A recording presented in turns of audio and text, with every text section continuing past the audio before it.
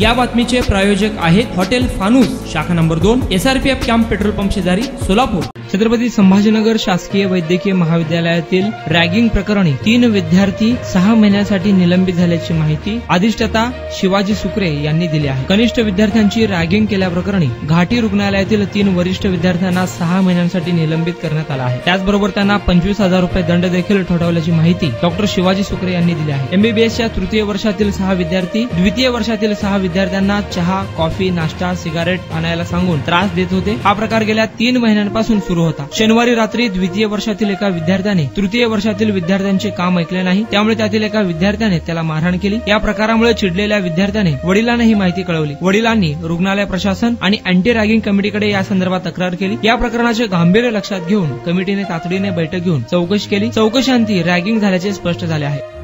शुक्रवारी रात्री एक साधारणतः 12-12:30 वाजता वसतिगृहामध्ये 2021च्या बॅचचे काही विद्यार्थ्यांनी त्यांच्याच 1 वर्ष ज्युनियर असलेल्या 2022 बॅचच्या एका विद्यार्थ्याची रॅगिंग घेतल्याचा प्रकार संबंधित विद्यार्थ्याच्या वडिलांनी आमच्या संस्थेमध्ये कळवला।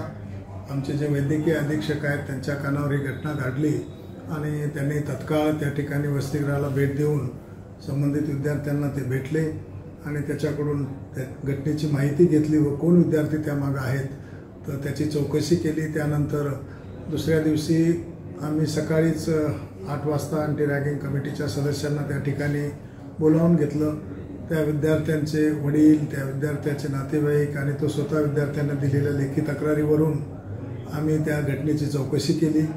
त्या चौकशीमध्ये 6 विद्यार्थी दोषी असल्याचं आम्हाला आढळून आलं आणि त्यापैकी 3 विद्यार्थ्यांचा त्या रॅगिंगच्या घटनेमध्ये प्रत्यक्ष सहभाग होता। 3 विद्यार्थी त्यांच्यासोबत होते।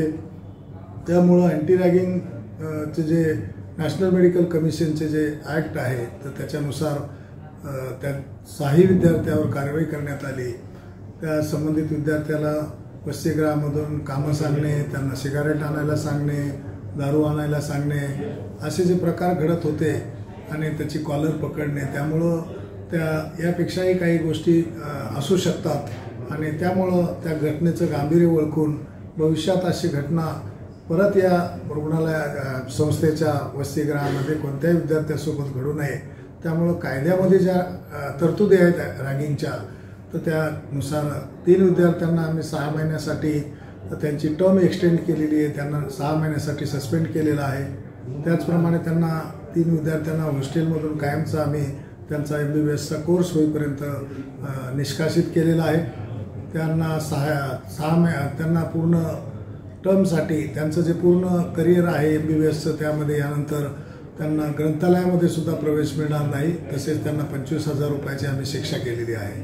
आणि हे जे सर्व जे शिफारसी आहेत आमच्या अँटी रॅगिंग कमिटीतर्फे प्रशासनाला करण्यात आलेल्या होत्या, त्यानुसार जे मुलांचा अप्रत्यक्ष सहभाग होता तर त्यांना सुद्धा आम्ही वसतिगृहातून 6 महिन्यासाठी काढलेलं आहे। त्यांना ग्रंथालयामधून सुद्धा 6 महिन्यासाठी टर्मिनेट केलेलं आहे आणि 25,000 रुपयाची शिक्षा त्यांना केलेली आहे। त्यानंतर त्यांच्या आई वडील असतील, पालक आहे, आजोबा, बहीण असे जे कोणी नातेवाईक आहेत त्यांना आम्ही सोमवारी या संस्थेमध्ये प्रत्यक्ष बोलून त्यांची काउन्सिलिंग केली, त्यांना समजून सांगितलं आणि त्यांच्या मुलांनी केलेली जी ही चूक होती ती परत त्यांनी करू नये, नाहीतर यापेक्षाही कठोर कार्यवाही प्रशासन करायला मागे पुढे बघणार नाही अशा सूचना आणि त्यांना दिलेल्या आहेत। त्यांची काउन्सिलिंग केली, मुलांचीही काउन्सिलिंग केली आणि यापुढं अशा घटना जर घडल्या तर एखाद्या विद्यार्थ्यांचा प्रवेश रद्द करण्यापर्यंतची कारवाई करण्यासाठी प्रशासन मागे पुढे बघणार नाही।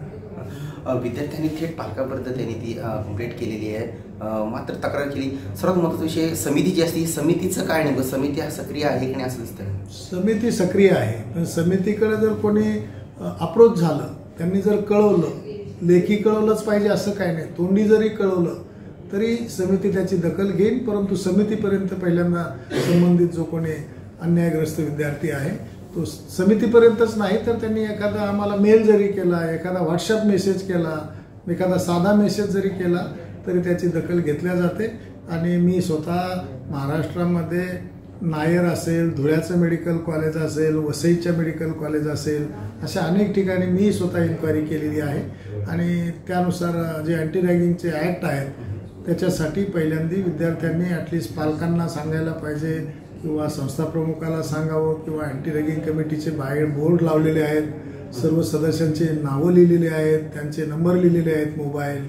तर त्यामुळे विद्यार्थ्यांनी ज्याच्यावर अन्याय होतो त्यांनी पहिलं समोर आलं पाहिजे. वर्षानुवर्ष ग्राहकांच्या सेवेसाठी कटिबद्ध असणारे हॉटेल व्यवसायातील विश्वसनीय नाव हॉटेल फानूस. हैदराबाद रोडवरील हॉटेल फानूसच्या यशस्वी वाटचालीनंतर सोलापुरात आता नव्याने आपल्या सेवेत हॉटेल फानूसची दुसरी शाखा सुरू झाली आहे. शहरापासून जवळच स्वच्छ सुंदर वातावरणात फॅमिलीसाठी स्वतंत्र सोय, VIP गेस्टसाठी स्वतंत्र AC रूम, दिल्ली, मुंबई, हैदराबाद येथील स्पेशल डिशेस आता फक्त हॉटेल फानूस शाखा नंबर 2 मध्ये. या पहा जेवणाचा आस्वाद घ्या. व्हेज नॉनव्हेज सह विविध प्रकारचे डिशेस, तेही तुमच्या बजेटमध्ये. फक्त हॉटेल फानूस शाखा नंबर 2 मध्येच. आमचा पत्ता SRPF कॅम्प पेट्रोल पंपा शेजारी, विजापूर रोड, सोलापूर. संपर्क 98 90 16 47 15 99 75 61 43 17.